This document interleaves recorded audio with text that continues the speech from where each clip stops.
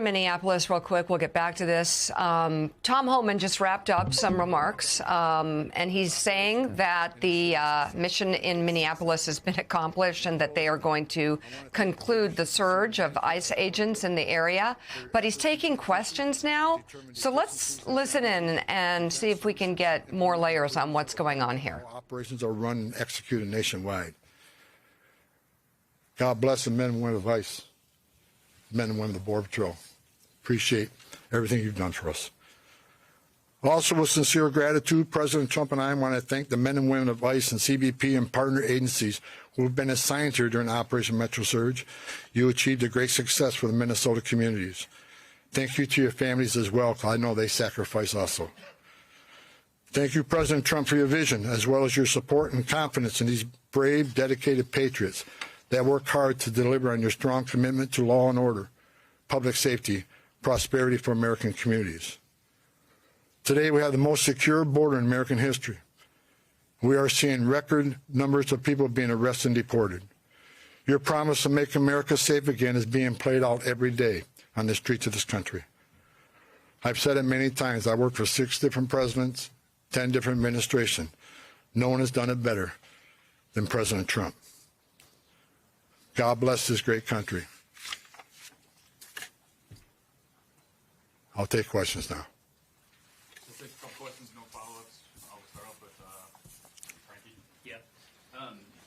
Mr. Hellman, as immigration enforcement continues across the country here in Minnesota as well, how do you hope to gain the trust of individuals here that have kind of been wary of seeing federal officers on the street, but let's say 6 months from now, we still have the office here, we still are enforcing immigration across the country.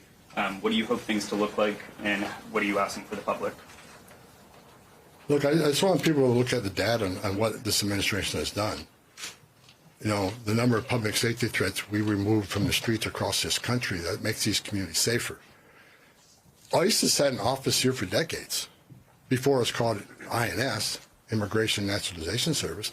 This footprint will remain here, and they'll continue to do immigration enforcement here. But as President Trump has said from day one, we're going to prioritize the public safety threats. Again, but prioritization doesn't mean forget about everybody else. That means you have a criminal alien here and non-criminal here. The criminal always comes first because he's the biggest threat to the communities. We're going to continue to force immigration law. Look, we'll get back to the footprint here, the normal footprint here, but there will be some security teams staying here, the QRFs, until we're assured that those agitators' incidents either stay low or further decline. I'm not going to remove everybody out of the safety of our officers, but like I said, and Operation Metro Surge is ending. And in the next week, we're going to deploy the officers here in detail back to their home stations or other areas of the country that are needed. But we're going to continue to enforce immigration law. That's what American people voted for. But it has to be a priority of criminals. And look, I hear all the hate about, you know, you should arrest everybody. Well, we are. But we're prioritizing those who are the biggest threat to our community. The rapists, the murderers, the child molesters. That's the right thing to do. But I'll say it again. President Trump made a promise of mass deportation, and that's what this country's going to get. But it's smart law enforcement to do target enforcement operations. Now, I've heard people attack me using the word targeting. I sat for the last 2 months when I watched this operation, daily press briefings talking about targeted Title 8 operations. Nothing's changed, other than we're going to make sure they're targeted and make sure we know who we're going for, what their immigration record, what's their criminal history. That comes first. But enforcement of Title 8 is not going to end. If you're in this country legally, you're not off the table. And I think we're proving that if you look at the data. Eric? Mr. Homan, just had a question about the final number of arrests you had and how many of those people arrested were those targeted security threats you were after? I don't have that exact breakdown. I know we made over 4,000 arrests here. That is something a local field office can supply. I don't have the exact breakdown. But I can tell you, since I've been on the ground, they've been target enforcement arrests. I believe there were target enforcement arrests before I got here. what I did is create one chain of commands where everybody knows what everybody else is doing, and there's and integrate operation command centers. There were some issues here, and we addressed those issues. But I'm not going to sit here and say anybody did anything wrong, and that they were unprofessional. I'm going to say there's some issues here.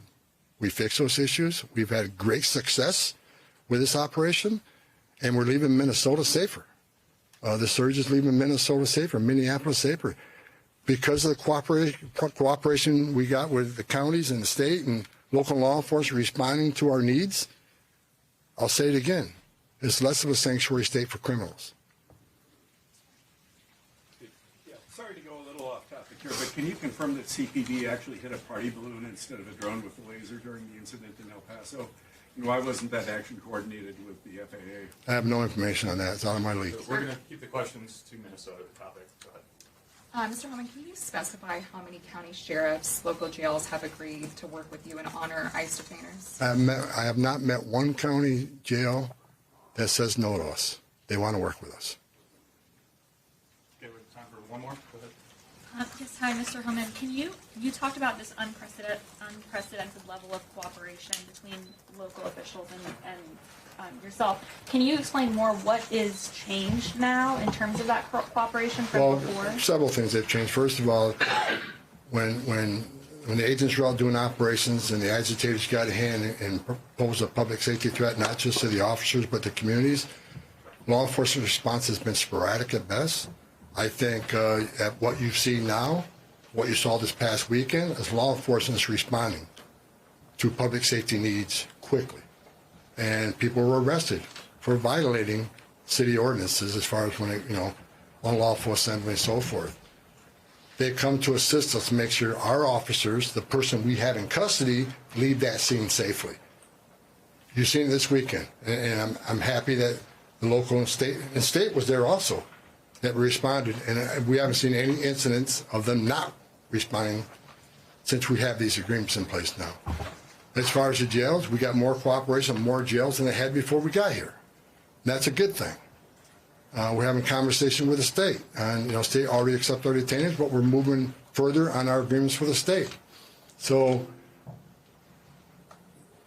the cooperation we have here is going to keep this city safer. It's going to keep our agents safer. Arresting public safety threats in a jail just makes sense. If we look at, I was talking to my chief of staff this morning on the way over here. I see that most people on the other side, and I say the other side, they say that, this argument, Democrats versus Republicans, whatever. But most of the people, even Democrats, are saying they want public safety threats to be the focus. They think public safety threats, illegal aliens, should be addressed. But to say that and not let us into jail, you can't square that. I just noticed the governor of New York, my home state. I've heard her say that she believes public safety threat, illegal aliens should be the focus of ICE. But to have a press conference last week to lock us out of the jails and end 287G agreements, how do you square that? You can't. So again, prioritization of public safety threats don't mean we forget about everybody else. We're going to enforce the immigration law. We're going to have a mass deportation. President Trump promised that, and we're committed to that. However, it shouldn't be a partisan issue that you arrest public safety threats in the safety and security of a jail. Releasing public safety threats back in the public is just stupid. And I've been arguing this for years. And I hope Congress takes action on sanctuary cities and sanctuary states. It makes sense. If you think about it, even the argument I hear, well, victims and witnesses of crime that are in the country illegally want to feel safe to come to law enforcement and to report those crimes without fearing that this law enforcement agency is working with ICE. That's a bunch of crap. Because victims and witnesses of crime don't want the bad guy released to the neighborhood either. It's ridiculous.